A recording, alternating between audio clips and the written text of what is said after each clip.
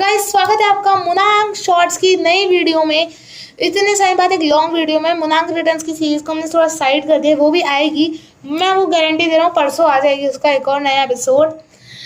तो आज हम बात करने वाले हैं आपसे, मैंने ऐसे हमने शॉर्ट पे ही पोस्ट किया था कि अब से इन्फॉर्मेशन एरिया बन चुका है और मैं आपको लेटेस्ट इन्फॉर्मेशन देने वाला हूँ WWE की, एवेंजर्स की और क्रिकेट से रिलेटेड यानी कि IPL की। तो पहले बात करते हैं, हम आज करने वाले हैं WWE के रेसलमेनिया की बात की प्रेडिक्शंस। तो मैं आपको अब बताने वाला हूँ कि मतलब जो मेरे ओपिनियंस है, आप अपने ओपिनियंस कमेंट में लिख देना, मैं आपको अपने ओपिनियंस बताऊंगा कि मेरे को लग रहा है ये सब हो सकता है। तो let's start with WrestleMania future predictions. तो पहले बात करते हैं कोडी रोड्स की। कोडी रोड्स से अपनी चैंपियनशिप रिटेन कर ली है रैंडी ऑर्टन से रेसलमेनिया में, लेकिन अब कोडी रोड्स का क्या होगा? मतलब अब कोडी रोड टॉप पे रह चुके हैं बिल्कुल, लेकिन अब मुझे लग रहा है कि रैंडी ऑर्टन वापस आएंगे, रिस्पेक्ट देंगे उनको, फिर आरक्यू मार के वापस अपनी राइवलरी को शुरू करेंगे। अब ऐसा नहीं होता है तो हो सकता है उनकी राइवलरी रोमन से भी चालू हो जाए, दो डबल टाइटल के लिए मैच हो जाए। ये मेरे को कम चांसेस लग रहा है, मुझे लग रहा है रैंडी ऑर्टन को ज़्यादा चांसेस हैं, पर अब तो WWE पे डिपेंड करता है कि उनको किस बारे में जाना है। जो मेरी ओपिनियन थी वो कोडी रोड्स के बारे में यही थी कि या फिर रैंडी ऑर्टन या फिर बहुत कम चांसेस है रोमन रेंज के साथ उनके डबल टाइटल की रेस चालू हो सकती है।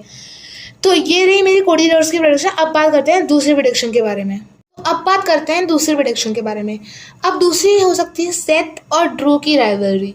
मतलब ड्रू को हमेशा ऐसा लगता है, और ये सच भी है, क्योंकि अभी उसको चैंपियनशिप जिताई थी आपने कोडी से, उसको स्मैकडाउन में हरवा दिया, लिटरली में ना आपने रेसलमेनिया पे बिल्ड करा, आपने उसको स्मैकडाउन में ही हरवा दिया, ठीक है। पर लेकिन अब मुझे लग रहा है कि ड्रू और सेथ की हो सकते हैं, क्योंकि सेथ अपने आप को बेस्ट मानता है, तो सबको पता है, इसलिए उनकी ईगो क्लैश हो सकते हैं और सेथ और ड्रू की एक बहुत अच्छी राइवलरी चालू हो सकती है, ये मेरे ओपिनियंस के हिसाब से।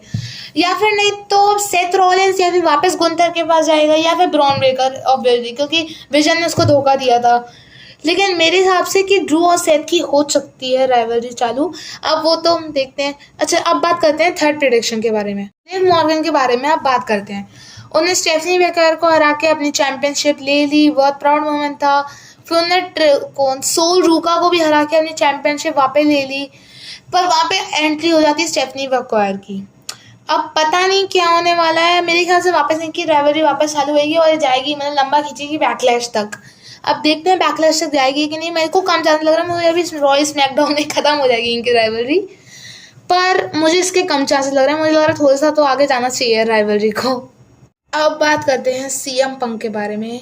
मतलब CM पंक का सबसे ज़्यादा कम कंफर्म है, क्योंकि अब वैसे पता है CM पंक अभी तो रुकने वाले नहीं है, वो आएंगे ज़रूर और बोलेंगे मतलब कि मेरे लेवल का अभी तो कोई नहीं है WWE में। मुझे ऐसा लग रहा है कि रोमन के साथ वापस उनका राइवलरी बिल्ड हो सकता है, पर इसके बहुत कम चांसेस हैं। CM पंक के अभी किसी को कुछ नहीं पता अभी। तो हम डायरेक्ट जाते हैं रोमन रेंस के बारे में। रोमन रेंस अभी तो रोमन रेंस का एक ही चांस लग रहा है कि अभी तो रोमन रेंस जैसे हमेशा वो टाइटल जीत के छुट्टी चले जाते हैं कहीं ना कहीं।